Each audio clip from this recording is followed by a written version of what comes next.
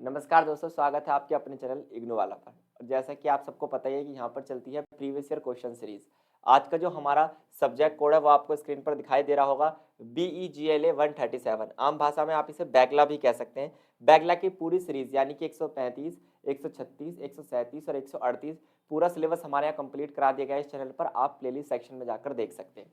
तो यहाँ पर हम क्या करेंगे, प्रीवियस ईयर के क्वेश्चन पेपर, साथ साथ अगर आप 90% प्लस स्कोर करना चाहते हैं एग्जाम में, और यदि आप तैयारी कर रहे हैं जून 2024 एग्जाम की या फिर दिसंबर 2024 एग्जाम की, तो ये क्लास जो है एक ही क्लास में आपको काफ़ी कुछ ऐसा मटेरियल मिल जाएगा कि आप जून 2024 के एग्जाम में बहुत बेहतर स्कोर कर पाएंगे। तो चलिए शुरू करते हैं बिना देर किए जो भी आपके इंपॉर्टेंट क्वेश्चन हैं उन्हें करने की। तो पहला क्वेश्चन आप यहाँ पर देख पा रहे होंगे। ये क्वेश्चन कम समझ में आता है क्योंकि ये एक पोयम है ना। यहाँ पर आपको क्या दी गई है, कुछ लाइन्स दी गई है पोयम की, आपको आंसर करने हैं क्वेश्चंस के। ठीक है, पोएम्स की लाइन आपको दिखाई दे रही होंगी। Love is a dream, love is a dream, it's gonna as love wake up, living some moments to be cherished. यानी कहने का मतलब है भाई, मोहब्बत जो है एक सपना है। मोहब्बत क्या है, एक सपना है। ये सपना कब टूट जाता है, जब कोई हमें छोड़कर चला जाता है। होता है कि नहीं होता है। Love is like a wind, love एक हवा की तरह है। It embraces us with the passion, जो हमें क्या करता है, कुछ समय के लिए खुशियां देता है और उसके बाद जीवन भर का दुख। ये सच्ची मोहब्बत की बात हो रही है कहीं ना कहीं। अब देखो, तो ये एक पोएम आपको दी गई है, इसके बेस पे आपसे कुछ सवाल पूछे गए हैं। आपको इस पोएम के बेस पे उस सवालों को क्या देने हैं, आंसर्स देने हैं। जैसे यहाँ पर आप देख पाएंगे ज्यादातर जो सवाल आ रहे हैं वो किससे आ रहे हैं, पोइटिक डिवाइस से, या फिर आप आम भाषा में कह सकते हैं figure of speech. Figure of speech से सबसे ज्यादा यहाँ पर क्या पूछे गए हैं, आपसे सवाल पूछे गए हैं। फिगर ऑफ स्पीच बोले तो अलंकार। अलंकार कौन कौन से आपके एग्जाम में बार बार आते हैं।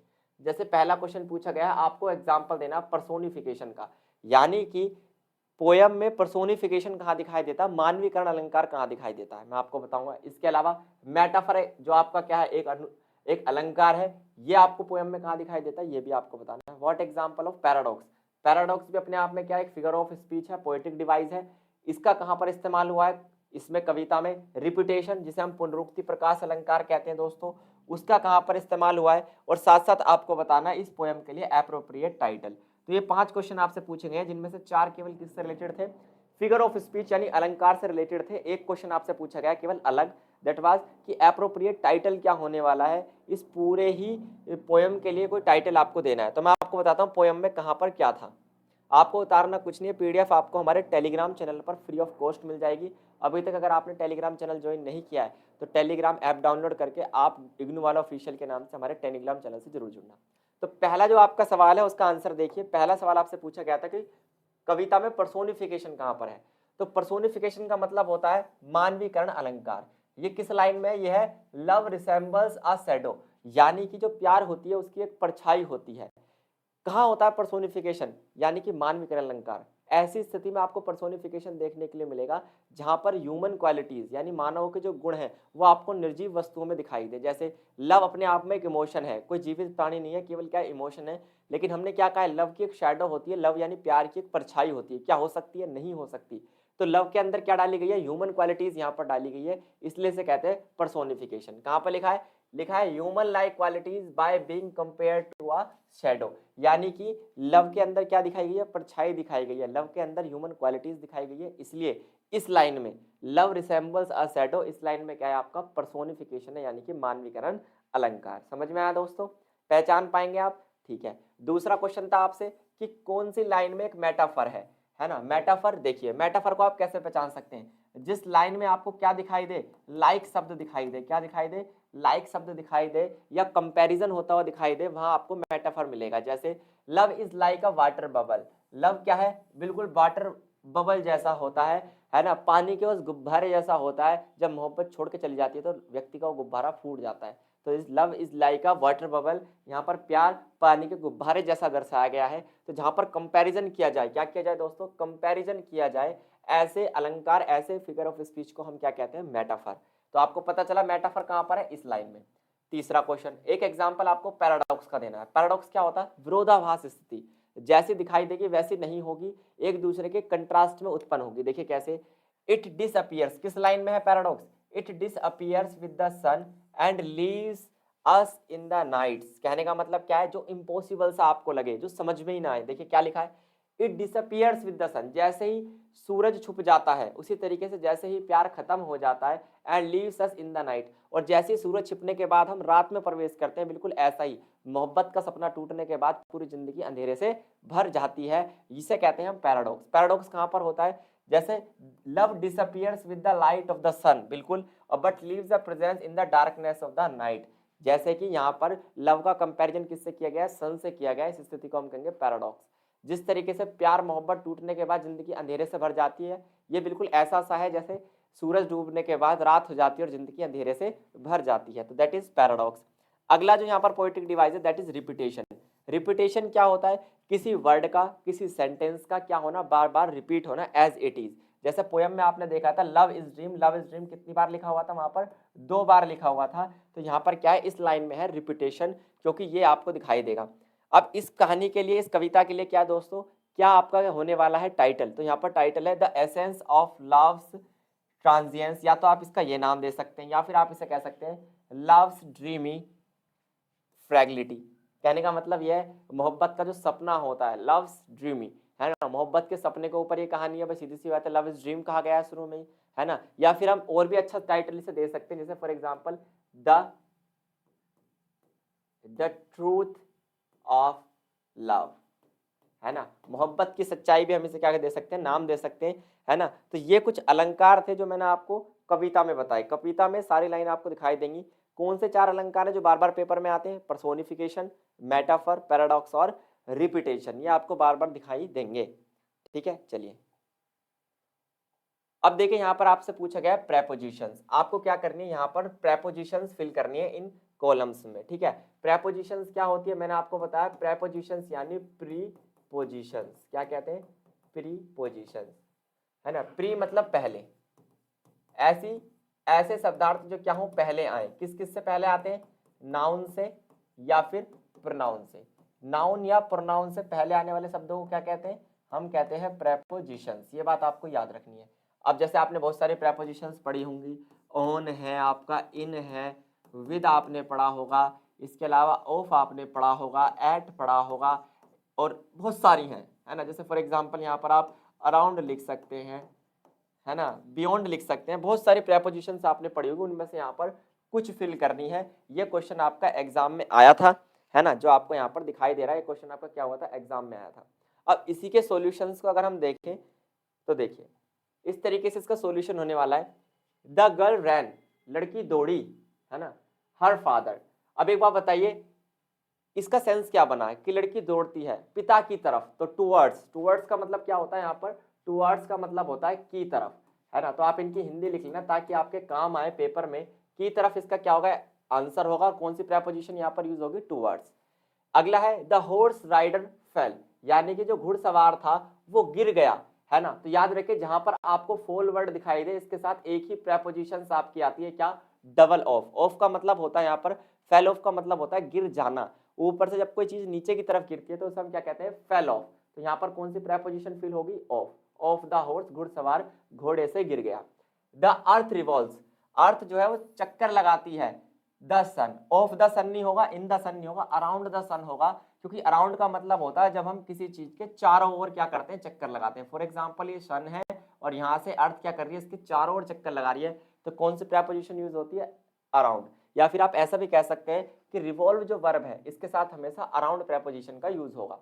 नेक्स्ट है रोहन वॉज हाइडिंग, रोहन जो था वो छिप रहा था, है ना, द ट्रीज। अब हो सकता है यहाँ पर अमंग द ट्रीज की जगह हम बिहाइंड द ट्रीज कर सकते हैं, लेकिन आप बताओ अगर मैं यहाँ पर बिहाइंड शब्द का इस्तेमाल करूं तो क्या वो सभी पेड़ों के पीछे छिप पाएगा, नहीं, क्योंकि यहाँ पर वर्ड क्या लिखा हुआ है, ट्रीज। अगर यहाँ पर शब्द लिखा होता है ट्री तो एक पेड़ हो जाता, एक पेड़ के पीछे हम छिप सकते हैं, लेकिन सभी पेड़ के पीछे केवल रोहन नहीं छिप सकता, तो यहाँ पर क्या होगा, अमंग द ट्रीज, यानी पेड़ों के बीच में छिपा हुआ है, बहुत सारे पेड़ों के बीच में छिपा हुआ है, चारों तरफ पेड़ है, बीच में वो छिपा हुआ है, तो यहाँ पर प्रेपोजिशन क्या आएगी, among. Next, he put the books, उसने बुक्स को रखा किस पर, ऑन द टेबल। आपको पता है द टेबल के पहले कौन सी प्रेपोजिशन यूज होती है, ऑन द टेबल।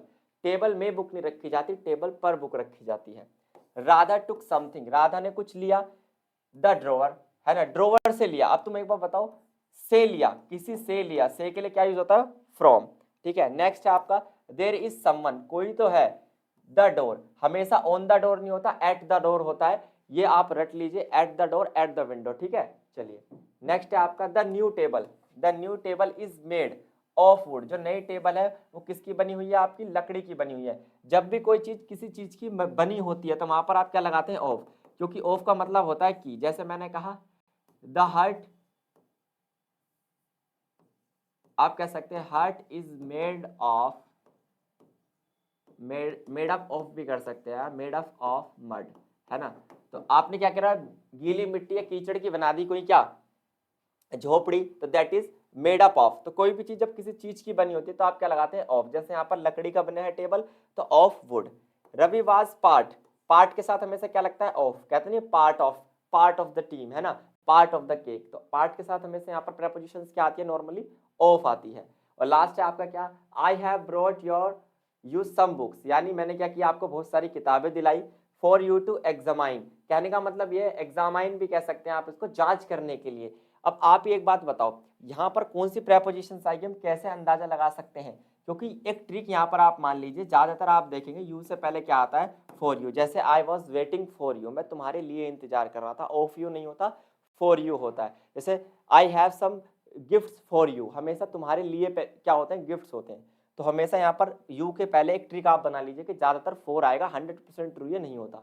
तो हो सकता है कि आपको प्रेपोजिशंस की नॉलेज ना हो, इसलिए आपको थोड़ा कम समझ में आए, लेकिन अगर आप प्रेपोजिशंस की नॉलेज चाहते हैं तो उसकी क्लास हमारे स्पीकिंग वाला चैनल पर आप वहां पे जाके देख सकते हैं, ठीक है। चलिए अब यहाँ पर आपको क्या करना है, करेक्ट फॉर्म ऑफ वर्ब भरनी है, यानी कि वर्ब की कौन सी फॉर्म यहाँ पर सही होने वाली है, वर्ब की first form, second form, third form, ING form, या फिर आप कह सकते हैं एस या ईएस फॉर्म। जितनी फॉर्म्स होती है वो आपको यहाँ पर फिल करनी है। यहाँ पर आपको ब्रैकेट में पहले से वर्ब्स दी गई हैं, बस आपको क्या करना है, इन्हें सही फॉर्म में लगाकर यहाँ पर फिल कर देना है। अब मैं आपको इसकी बहुत सारी ट्रिक्स भी बताऊंगा, लेकिन सबसे पहले आपको इसके मैं सॉल्यूशंस दिखाऊंगा। देखो सबसे पहला क्या है, राम फेल, यहाँ पर क्या लिखा था, फॉल, फॉल की कौन सी फॉर्म यूज हुई है यहाँ पर, सेकंड।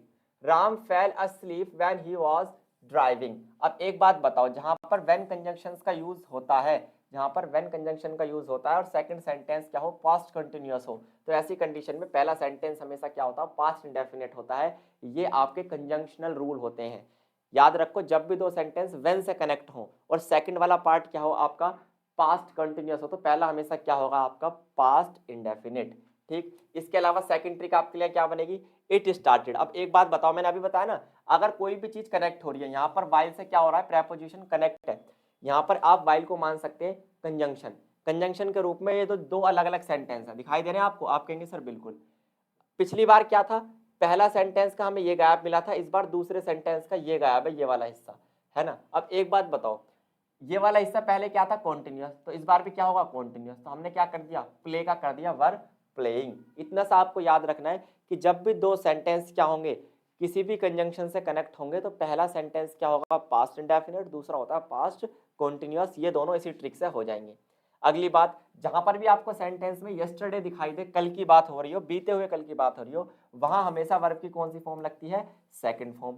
जब भी आपको लास्ट ईयर जैसा शब्द दिखाई दे, लास्ट ईयर बीता हुआ साल, तो क्या यूज होगी, वर्ब की कौन सी फॉर्म, वर्ब की सेकंड फॉर्म। और जब भी आपको बीती हुई कोई ईयर दिखाई दे, तो उस जगह आपको याद रखना है कि सब्जेक्ट है या ऑब्जेक्ट। यहाँ पर क्या है, ऑब्जेक्ट। ऑब्जेक्ट का मतलब ये, यहाँ पर एक्टिव वॉइस तो हो नहीं सकता, पैसिव वॉइस है, बस सीधी सी बात है। तो द बुक वॉज रिटन होगा, एक्टिव वॉइस नहीं होगा, यहाँ पर क्या होगा, पैसिव वॉइस होगा। अगर एक्टिव वॉइस होता तो यहाँ पर लिखा होता he wrote a book in 1971, लेकिन यहाँ पर क्या लिखा, दिस बुक वॉज रिटन। और वॉज रिटन का मतलब क्या, ये एक पैसिव वॉइस सेंटेंस हमें बनाना पड़ेगा। समझ में आई आपको कहानी, आप कहेंगे सर बिल्कुल, इतनी बात हमें क्या हो गई है, क्लियर हो गई है, ठीक है। अब मैं आपको यहाँ पर फिल करके बताता हूँ, देखो कैसे।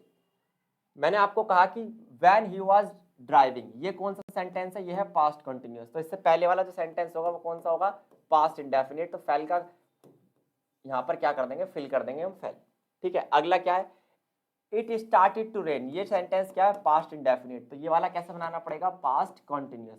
तो प्ले का क्या हो जाएगा, वी वर प्लेइंग, ठीक है। बस इतना सा आपको याद रखना था।